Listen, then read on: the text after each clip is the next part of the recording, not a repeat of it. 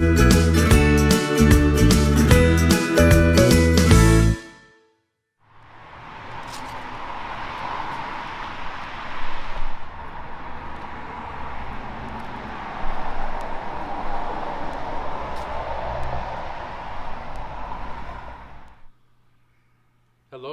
it must be Thursday.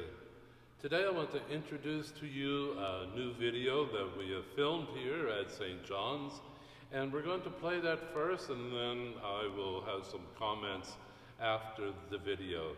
It's a fine video, and so just keep on staying tuned there, and we'll see you right after the movie.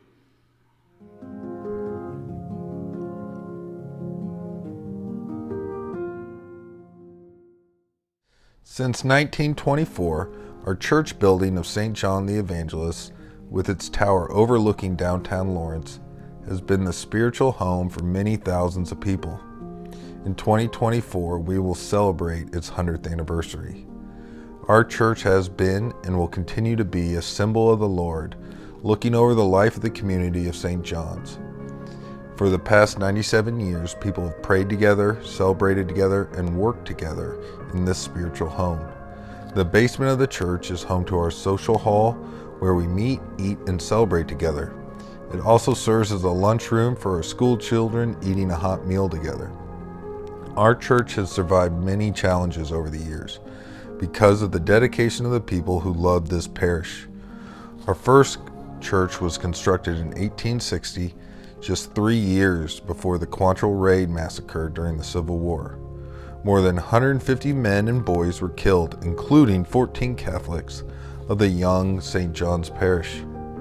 But the parish survived and grew.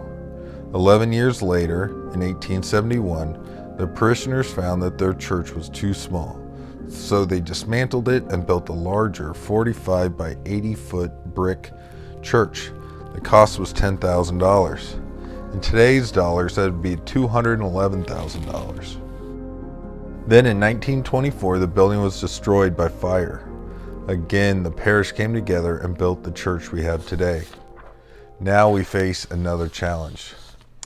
As with any home, our church is feeling its age and is in need of some important repairs to reach that 100th anniversary and continue on into the future, from which, as the family of St. John's, we will continue to draw strength to fulfill our purpose and mission in the world.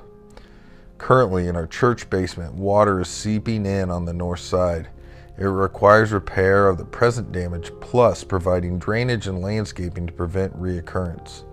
In another section of the basement, we are investigating how water is getting in when we have sustained rainfall.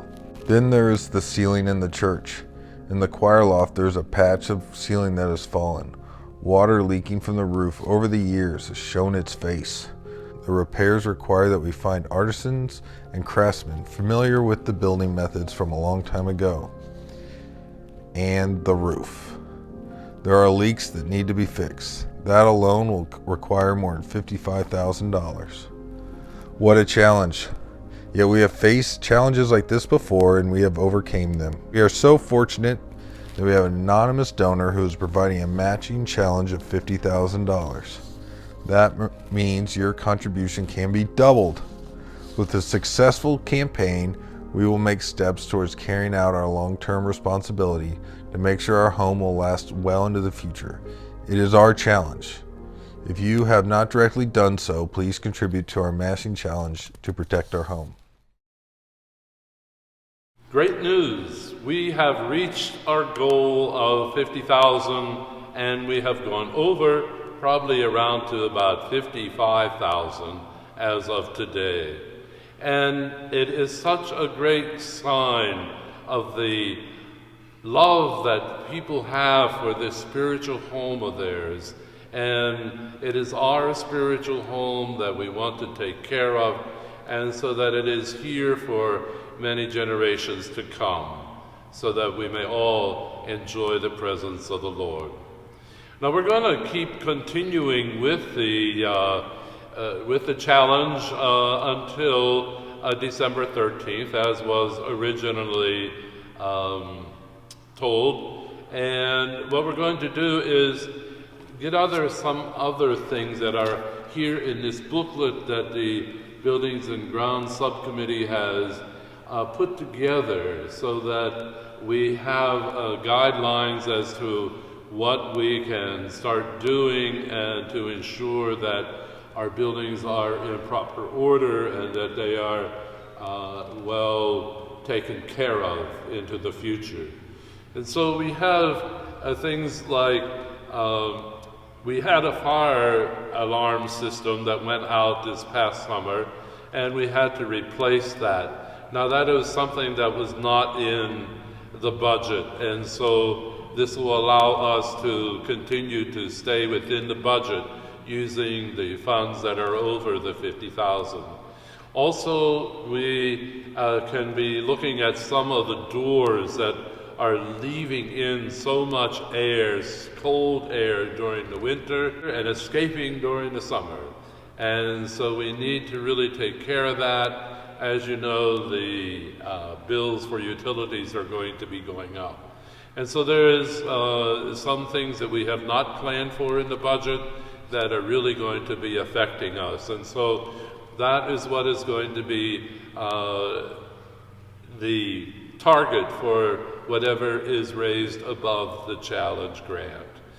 We want to thank the donors for the $50,000 matching grant fund and their faith, and thank them for their faith in St. John's community that it could be matched. We have done it.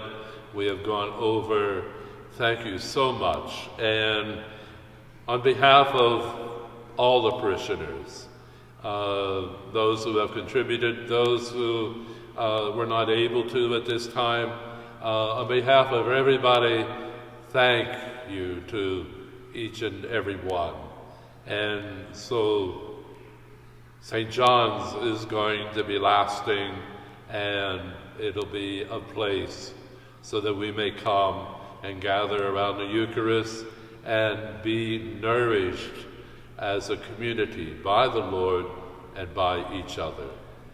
So have a great day, take care, and if you haven't had a chance to donate yet, we can still use your donations for these other things that were not part of the budget but need to be done.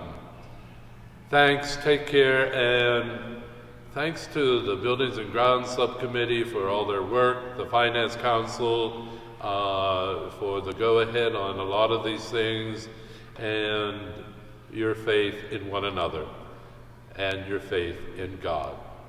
Take care. Have a great day.